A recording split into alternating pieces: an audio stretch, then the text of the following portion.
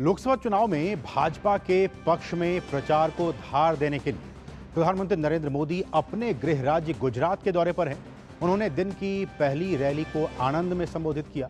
उन्होंने वोट जिहाद के बयान पर कांग्रेस की मौन स्वीकृति पर निशाना साधा। उन्होंने कांग्रेस पर मुस्लिम तुष्टीकरण में डूबे रहने का आरोप लगाया।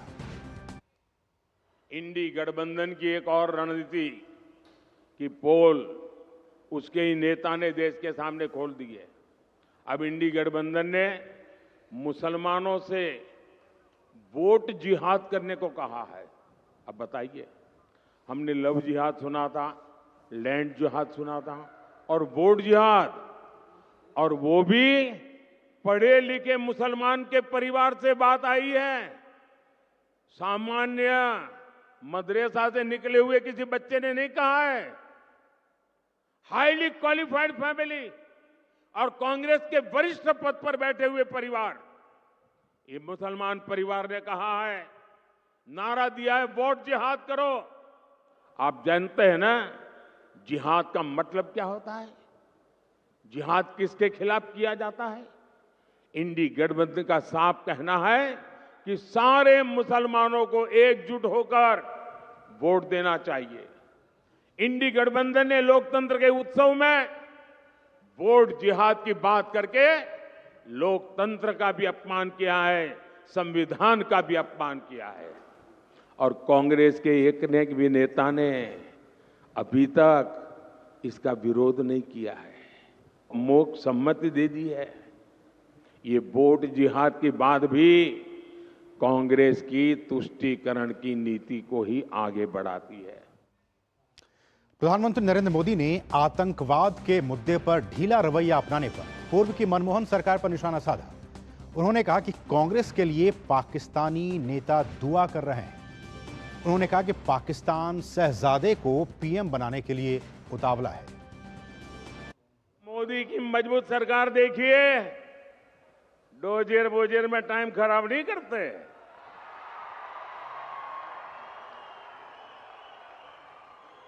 आतंकियों को घर में घुसकर मारते हैं। और साथियों, संयोग देखिए, आज जब भारत में कांग्रेस कमजोर हो रही है, यानी सूक्ष्मदर्शक यंत्र लेकर के भी कांग्रेस को ढूंढना मुश्किल हो रहा है। लेकिन मजा यह है कि यहां कांग्रेस मर रही है और वहां पाकिस्तान रो रहा है। आपको पता चला होगा, कांग्रेस के लिए अब पाकिस्तानी नेता दुआ कर रहे हैं। शहजादे को प्रधानमंत्री बनाने के लिए पाकिस्तान उतावला है। आपने कल देखा होगा। और हम तो जानते ही है, कांग्रेस तो पाकिस्तान की मुरीदी है। पाकिस्तान और कांग्रेस की ये पार्टनरशिप अब पूरी तरह एक्सपोज हो गई है। भाइयों और बहनों, देश के दुश्मनों को आज भारत में मजबूत सरकार नहीं चाहिए, उनको कमजोर सरकार चाहिए। और ऐसी कमजोर सरकार जो मुंबई में 26/11 को आतंकी के हमले के समय थी ना, वैसी कमजोर डोजियर भेजने वाली। और प्रधानमंत्री नरेंद्र मोदी ने विश्व में बढ़ रहे भारत के रुतबे का भी जिक्र किया। उन्होंने कहा कि भारत की ताकत का अंदाजा इसी बात से लगाया जा सकता है कि रूस यूक्रेन युद्ध के दौरान पाकिस्तान के लोग भी भारत का तिरंगा झंडा दिखाकर वहां से बाहर निकल पाए थे। अभी आपने देखा होगा, रशिया और यूक्रेन के बीच लड़ाई चल रही थी। दुनिया के अनेक देशों के लोग वहां फंसे हुए थे। वो वहां से बाहर निकलना चाहते थे और वहां एक ही पासपोर्ट चलता था। दुनिया के किसी भी देश के नागरिक को वो बम गोले के बीच से निकलना हो यूक्रेन में से, तो एक ही पासपोर्ट चलता था, और वो पासपोर्ट था मेरे देश का तिरंगा झंडा। पाकिस्तान के लोग भी तिरंगा झंडा दिखाते थे तो वहां की सेना जाने देती थी। सबने महसूस किया कि भारत के तिरंगे की ताकत क्या बड़ी है। भारत, आप में से तो आए दिन लोग विदेश जाते हैं, आपने देखा होगा आज हिंदुस्तान के पासपोर्ट की ताकत क्या है। ये होती है देश की साख। मुझे बताइए मेरे आनंद खेड़ा के भाई बहन, क्या आपको देश की ये मजबूती खबर मिलती है, गर्व होता है कि नहीं होता है? दुनिया गर्व करती है तो आपको गर्व होता है कि नहीं है? आपका माथा ऊंचा होता है कि नहीं होता है? लेकिन ये कांग्रेस, वो क्या कर रही है? कांग्रेस सिर्फ रोती बैठती है। और आनंद के बाद प्रधानमंत्री सुरेंद्रनगर पहुंचे हैं। प्रधानमंत्री की आज तीसरी रैली जूनागढ़ में 3:15 बजे होगी। वहीं जामनगर में शाम 5:15 बजे पार्टी प्रत्याशी के समर्थन में प्रधानमंत्री चुनाव प्रचार करेंगे। गठबंधन की एक और रणनीति की पोल उसके ही नेता ने देश के सामने खोल दी है। अब इंडी गठबंधन ने मुसलमानों से वोट जिहाद करने को कहा है।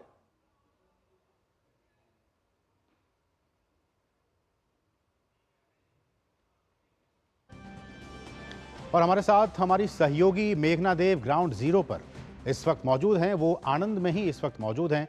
मेघना, सबसे पहले तो हम आपसे यही जानना चाहेंगे कि अब से कुछ ही दिनों के बाद तीसरे चरण में गुजरात में लोकसभा के चुनाव होने वाले हैं, और उससे पहले प्रधानमंत्री ने जब आज चुनावी जनसभा को संबोधित किया, बहुत सारी अहम बातें कही, लेकिन जिस बात को लेकर बहुत ज़्यादा चर्चा हो रही है वो है वोट को लेकर। जिस तरह उन्होंने कहा कि मुसलमानों को कुछ पार्टियां ये कह रही हैं कि आप बहुत ज़्यादा वोट जिहाद के जरिए वोट कीजिए।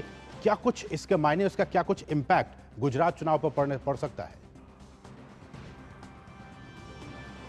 देखिए, जिस तरीके से प्रधानमंत्री नरेंद्र मोदी कनेक्ट करते हैं खास तौर पर गुजरात में, वो बेहद ही अहम है, क्योंकि ये प्रधानमंत्री नरेंद्र मोदी का होम ग्राउंड रहा है। और उसके साथ ही ये खास तौर पर अगर हम देखें तो आनंद खेड़ा का जो इलाका है, नडियाद का जो इलाका है, ये सरदार वल्लभ भाई पटेल का इलाका है। तो जिस तरीके से प्रधानमंत्री नरेंद्र मोदी ने आज अपने संबोधन में भी कहा कि मैं यहाँ पर रैली करने नहीं आई हूँ, आपका आशीर्वाद लेने आया हूँ, उसके साथ ही उन्होंने कुछ अहम चीज़ों को यहाँ पर सामने रखा, जनता के सामने रखा कि किस तरीके से पाकिस्तान चाहता है कि शहजादा प्रधानमंत्री बने। ये प्रधानमंत्री, शहजादे को प्रधानमंत्री बनाने के लिए पाकिस्तान उतावला है। ऐसी कई चीज़ों का जिक्र प्रधानमंत्री नरेंद्र मोदी ने अपने संबोधन में किया।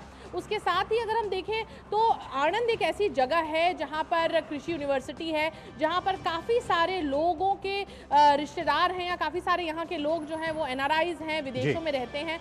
तो प्रधानमंत्री नरेंद्र मोदी ने इस बात का भी जिक्र किया कि यहाँ के लोगों को विकास की बात समझाने की आवश्यकता नहीं है।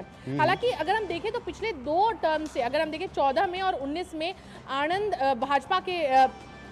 भाजपा जीत रही है आनंद लोकसभा सीट से, लेकिन उससे पहले अगर हम देखें 2009 में यहाँ पर कांग्रेस ने जीत हासिल की थी। उसके साथ ही पिछली बार अगर हम देखें मितेश पटेल भाजपा के, जो इस बार फिर से रिपीट किया है, भाजपा ने उनको टिकट देके उम्मीदवार बनाया है, उन्होंने भरत सिंह सोलंकी को हराया था। कांग्रेस के जो कदावर नेता हैं, जो UPA 2 में मंत्री भी रहे थे। उसके साथ इस बार लेकिन कांग्रेस ने अपना कैंडिडेट बदला है। उन्होंने अमित चावड़ा को टिकट दिया है। मितेश पटेल के सामने। अमित चावड़ा गुजरात प्रदेश के कांग्रेस के अध्यक्ष भी रह चुके हैं और यहाँ पर आणंद की जो अगर हम देखें आणंद के लोकसभा सीट के अंदर तकरीबन 6-7 विधानसभा सीटें आती हैं, उनमें से अंकलाव वाले जो इलाका है वहाँ पर उनकी अच्छी खासी पकड़ है। तो ये एक इस तरीके का समीकरण इस बार कांग्रेस ने बैठाया है। लेकिन प्रधानमंत्री नरेंद्र मोदी कल भी उन्होंने बनासकांठा उत्तर गुजरात में रैली की, उसके बाद साबरकांठा हिम्मतनगर में रैली की, आज उन्होंने आणंद में रैली की जो कि सेंट्रल गुजरात में आता है। उसके बाद अब उनकी रैलियां चल रही हैं सुरेंद्रनगर में, उसके बाद वो जूनागढ़ जाएंगे, फिर जामनगर जाएंगे। तो एक तरीके से सौराष्ट्र का भी इलाका प्रधानमंत्री नरेंद्र मोदी अपने इस पूरे कैंपेन में वो कवर कर रहे हैं और लगातार बैक टू बैक जो रैलियां हैं वो प्रधानमंत्री नरेंद्र मोदी की चल रही है। हमने देखा कुछ दिन पहले प्रियंका गांधी वाड्रा भी साउथ गुजरात में कैंपेन करती हुई नजर आई थी। लगातार कांग्रेस के भी जो कैंपेनर्स हैं वो आ रहे हैं गुजरात में और कुछ जगहों पर अगर देखें तो कांग्रेस और भाजपा के बीच अच्छी टक्कर नजर आ रही है। जैसे बनासकांठा में अगर हम देखें तो गेनीबेन ठाकुर और रेखा चौधरी के बीच अच्छा मुकाबला है। उसके साथ ही भरूच में एक अच्छा मुकाबला नजर आ रहा है। जूनागढ़ हो, वलसाड़ हो, इन सभी जगहों पर कांग्रेस जहां पर अपना ग्राउंड कांग्रेस का थोड़ा मजबूत है, वहां पर कांग्रेस ज्यादा मेहनत करती हुई नजर आ रही है। कांग्रेस की इस तरीके की स्ट्रैटेजी यहां पर दिख रही है कि जहां पर वो मजबूत है वहां पर वो ज्यादा से ज्यादा वोट प्राप्त करने की कोशिश में जुटी हुई है। ठीक है, लेकिन मेघना, अगर मैं गुजरात लोकसभा चुनाव के बीते वर्षों के ट्रैक रिकॉर्ड की बात करूं, जो स्ट्राइक रेट है वो बीजेपी का बहुत ही यहाँ पे बेहतर रहा है। कांग्रेस ने भी पूरी दमखम लगाई है, लेकिन जो स्ट्राइक रेट है, जो जीतने की जो उम्मीदें हैं, जो विनेबिलिटी है, वो बीजेपी के पक्ष में है। इसलिए इस बार के चुनाव में आपने तमाम समीकरणों की बात की, कद्दावर नेताओं की बात की कांग्रेस की, लेकिन फिर भी लोकसभा का चुनाव या फिर विधानसभा का चुनाव, खासकर जब गुजरात की बात होती है, विकास सबसे अहम बिंदु होता है। गुजरात मॉडल की चर्चा होती है पूरे देश में, इसलिए इस बार का भी चुनाव उसी विकास मॉडल के आसपास ही आपको दिखाई दे रहा है। देखिए, गुजरात में अभी की बात नहीं है। अगर हम देखें तो पिछले 2 दशक से जो मेन एजेंडा रहा है या जो मेन मुद्दा रहा है वो केवल विकास का रहा है। दूसरी बात यहाँ पर ये भी है, जिस तरीके से आपने कहा कि विनेबिलिटी फैक्टर, एनालिस्ट्स भी इस बात को मानते हैं। अगर हम 2017 के गुजरात विधानसभा चुनाव के आंकड़ों को देखें तो कांग्रेस ने अच्छा प्रदर्शन किया था और भाजपा का बहुत ही बुरा प्रदर्शन रहा था गुजरात में 2017 के विधानसभा चुनाव में। लेकिन उसके बावजूद 2019 के लोकसभा चुनाव में बीजेपी का स्ट्राइक रेट 100% था। सारी की सारी सीटें क्लीन स्वीप था पूरी तरीके से भारतीय जनता पार्टी का 2019 के लोकसभा चुनाव में। लेकिन इस बार अगर जब हम देखते हैं 2022 के विधानसभा चुनाव में तकरीबन 52% वोट बीजेपी को मिले हैं। बीजेपी ने 182 जो सीटें हैं विधानसभा की गुजरात में, उसमें से 156 सीटें बीजेपी ने हासिल की। तो उससे अब अंदाजा, अगर हम वो विनेबिलिटी फैक्टर को कैलकुलेट करते हैं तो वो कई गुना बढ़ जाता है। लेकिन इसके बावजूद कई ऐसी जगहें हैं गुजरात में जहां पर समीकरण काम नहीं करते, जहां पर केवल मुद्दे काम करते हैं। और अगर हम देखें तो 90-95% जगहों पर गुजरात में मुद्दा केवल और केवल विकास का रहता है। और इसी किस्म की राजनीति पिछले 2 दशक में अगर देखें तो गुजरात ने देखी है, जिसके कारण अगर हम देखें तो अगर 2017 में भाजपा ने काफी सीटों से भाजपा को हाथ धोना पड़ा था विधानसभा चुनावों में, लेकिन उसको भाजपा ने लगातार अपने स्ट्रैटेजी से 2022 में जीत लिया था। तो इस बार लोकसभा चुनाव में हालांकि भाजपा कई जगहों पर मजबूत दिख रही है, लेकिन कांग्रेस की स्ट्रैटेजी इस तरीके की है कि वो उन जगहों पर ज्यादा फोकस कर रही है जहां पर उसके जीतने के चांसेस बेहतर हैं। तो इस तरीके की स्ट्रैटेजी नजर आ रही है। हालांकि अब देखिए कुछ ही दिन बाकी हैं मतदान में और पूरी दोनों ही पार्टियां बिल्कुल जोर लगा रही हैं कि ज्यादा से ज्यादा कैंपेन कर सके, ज्यादा से ज्यादा वोटर्स तक पहुंच सके। दूसरी बात यहाँ पर यह भी है कि कई राज्यों के कंपैरिजन में गुजरात में मल्टी पार्टी सिस्टम नहीं है। गुजरात में हमेशा विधानसभा चुनाव हो या फिर लोकसभा चुनाव हो, मुकाबला भाजपा और कांग्रेस के बीच ही रहता है। और इस बार हालांकि इंडिया अलायंस के तहत 2 सीटें भरूच और भावनगर की सीटें आम आदमी पार्टी के उम्मीदवारों को दी गई हैं और बाकी सीटों पर कांग्रेस लड़ रही है। तो कांग्रेस 24 सीटों पर लड़ रही थी और 2 सीटों पर आम आदमी पार्टी लड़ रही है।